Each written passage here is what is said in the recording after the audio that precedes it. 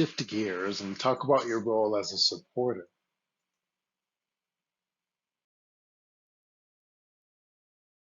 We discussed in the last section that people can develop what is known as cannabis use disorder, a dependency disorder related to cannabis use.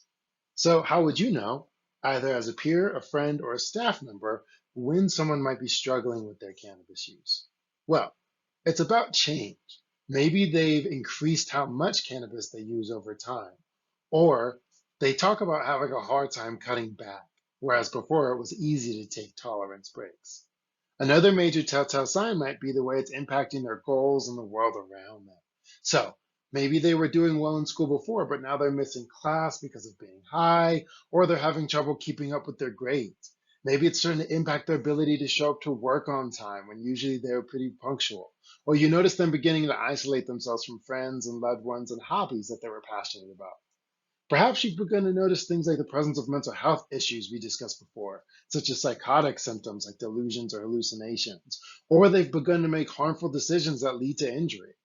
All of these changes can be an indicator that a friend or a student is struggling with their cannabis use, and like with any use disorder, it can begin having major negative impacts on their life.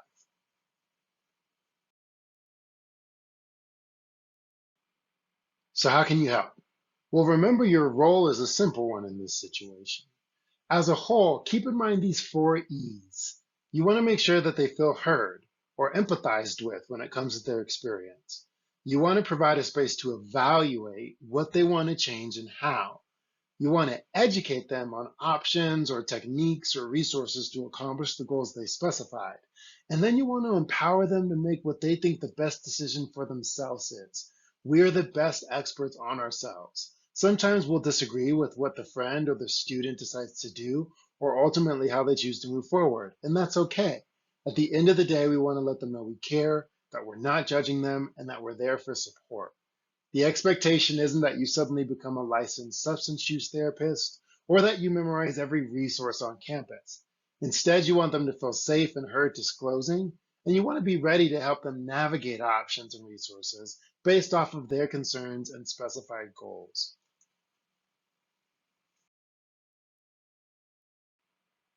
So, listen and be supportive.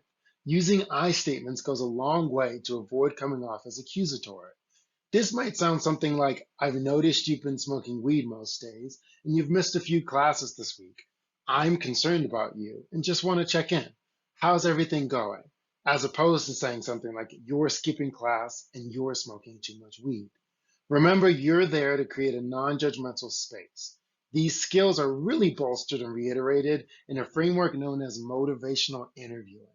If you haven't been trained in motivational interviewing, NAU offers a lot of options for MI training through offices like health promotion. Another option is to encourage the student to seek support, either through social support systems like friends and family, or through services like counseling services. And of course, we've learned some great harm reduction information in this module too. Maybe their goal isn't complete sobriety, but instead to modify how they use and reduce their risk. This is a great opportunity to offer some of that harm reduction information we've gone over that they can incorporate into their own life.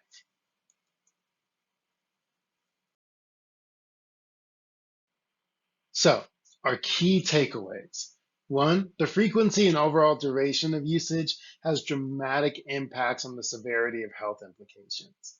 Cannabis use can have negative impacts on both our physical well being and our mental health outcomes, which can vary depending on things like the potency of what we're using, how often we use, our health history, and our behaviors when under the influence of cannabis. It's important to remember while cannabis is legal in some forms on the state level, federal law and university policy prohibits usage and possession. Also remember, you can't use substances without the presence of some kind of risk. The best way to completely avoid risk is, of course, abstaining from using substances, and NAU does not promote the use of cannabis. However, there are some strategies to reduce the likelihood of severe physical, mental, and legal consequences, which we went over in our harm reduction section. And lastly, as a friend or support staff, creating non judgmental spaces to offer resources and harm reduction information is crucial when supporting someone experiencing a substance use disorder.